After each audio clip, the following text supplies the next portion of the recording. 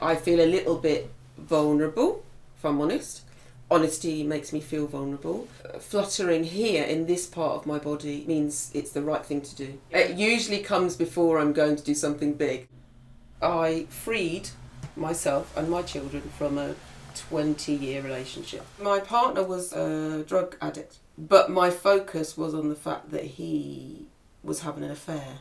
That person, I'll talk about her kindly, was so small, quiet.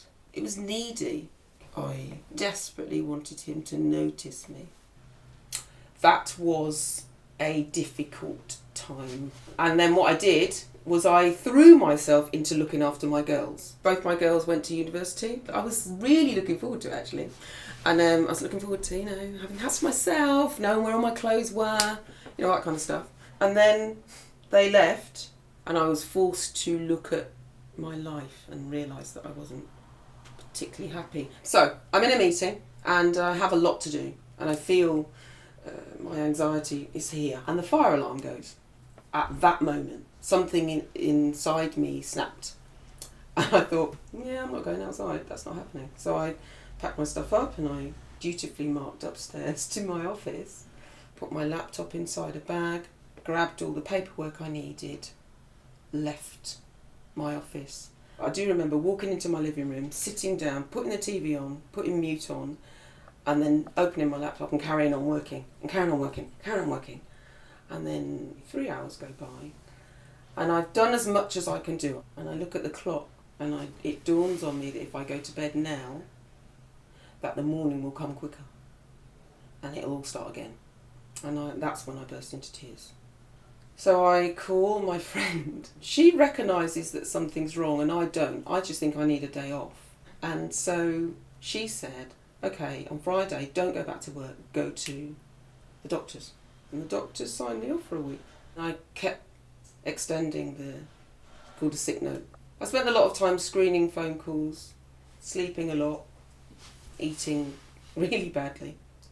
I don't think I left my house.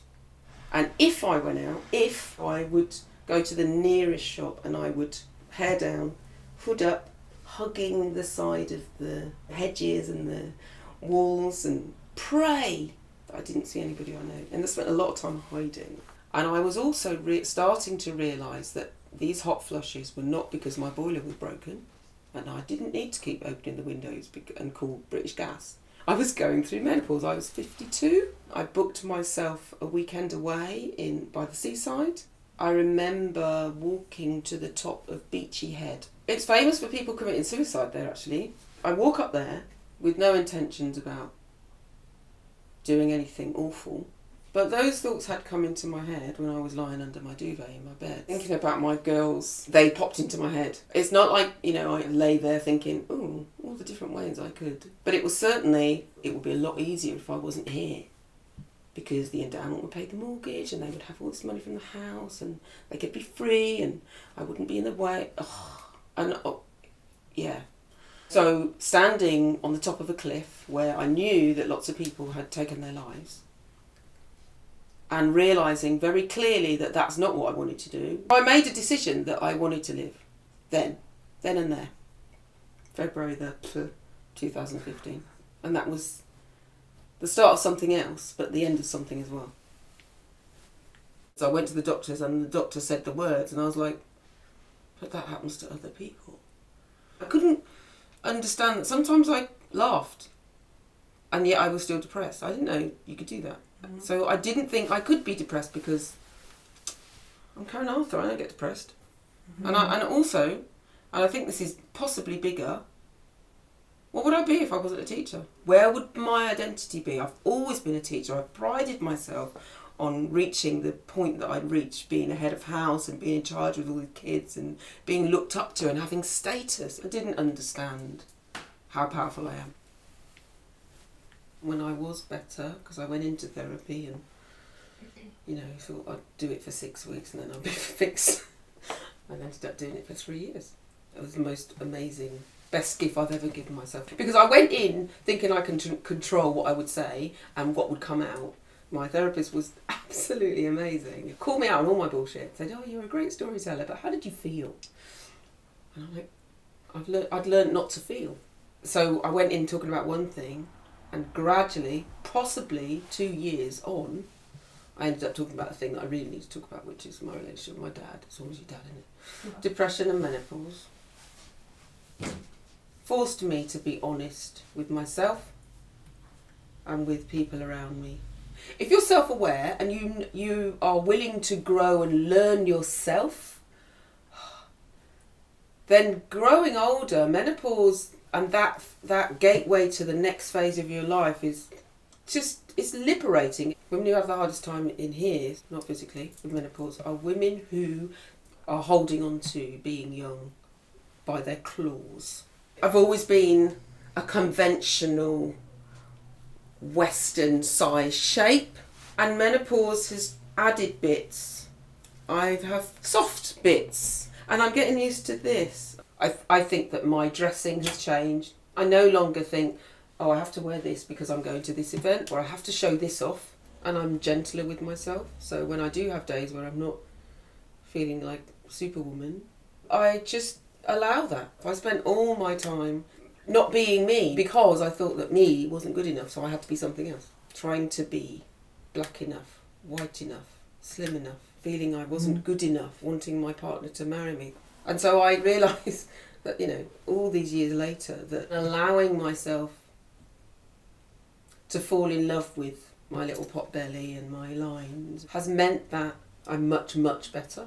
I realise that not only am I completely enough, but I have, when I do open my mouth, the stuff I say is valid and important, and part of that is wearing my happy. Wearing clothes that lift your mood. Not thinking about who's going to be looking at you, not thinking about whether you're going to look sexy, not thinking about the particular occasion because, oh, I'm going to this restaurant, therefore I have to dress in a certain way, not putting yourself into things that are too tight or things that hurt your feet because they're trendy, not dressing for men, not dressing for women, dressing specifically for you. So wear what you fucking like when you fucking like it. My daughters and I have been through so much together. So there's two things that happened that I think have shaped how they see the world in a positive way. How they see me, how they see being a woman, how they see being a black woman. One of them is choosing myself. And the other one is also choosing myself. But knowing that if you're unhappy with your life, then you can change it. Yeah, if you don't like your life, don't moan about it, but do something about it, little. And also, you don't have to have a job to live. The biggest change for me has come when I've just let go and had faith that I'll be okay. Because going from having a good salary, can I just say, coming into my account every month without fail, being able to save and have good holidays and that kind of thing, coming out of that and having no income or living on my savings and then watching them deplete has been really scary and really eye-opening. My life has changed. It's bonkers how different it is. And all I've done is be me. And I wear what I want, and I'm not putting heels on. I'm definitely not shaving my legs. I'm so over that. I'm over plucking my eyebrows. It's long. What's the point? And if you like me, you like me. And if you don't, I'm cool. I have a great vibrator. It's lovely. So we're good. I almost daily get someone saying to me, can I just tell you look amazing? And I say thank you.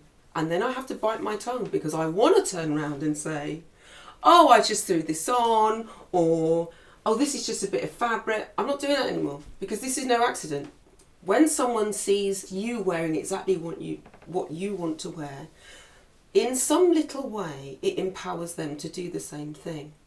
And when someone takes the time out of their day to say, you look amazing, the least you can do is say thank you. As we get older, we lose joy full stop, to be honest. Adulting is sometimes joyless, but we lose the joy of dressing up. Getting dressed for me, personally, is a conscious act of self-love. And it's glorious, let me tell you. Hi, I'm Lily. And I'm Elisa, Lily's mom. And we're the creators of StyleLikeU. Thank you for tuning in to this week's episode of Getting Dressed in Active Self-Love. And if you're inspired by Karen's episode, we would love to hear from you about how your style has become a celebration of your growing self-worth, and also how you wear your happy, which is what Karen's all about. Do you want to talk a little bit about our sponsor? Yes. So we wanted to say from the bottom of our heart a huge thank you to Mad Hippie, an amazing skincare line that make beautiful, beautiful products in beautiful bottles and boxes and with natural and organic ingredients that make you feel absolutely amazing. And they are committing to reducing the carbon imprint on the planet. You should also be aware that Mad Hippie is now making a makeup line that has an array of amazing colors. All of Mad Hippie's products, including their makeup, have no synthetic dyes, no silicone, and are completely vegan and cruelty-free. Mad Hippie is being super generous and offering StyleLikeU viewers 20% off their products for the next month after watching this video. So you can get 20% off by going to madhippie.com and using the coupon code STYLE at checkout. And if you are inspired by our message of self-acceptance, it would be so amazing if you could help spread the word by subscribing to our YouTube channel, joining us on Patreon, sharing this episode. And don't forget to ring the bell so you can be notified when we have a new video. There's many coming up. And your support and your participation of watching our videos and being part of our YouTube channel means everything to us. And without you, this movement for acceptance wouldn't be happening. Bye, everyone. Bye.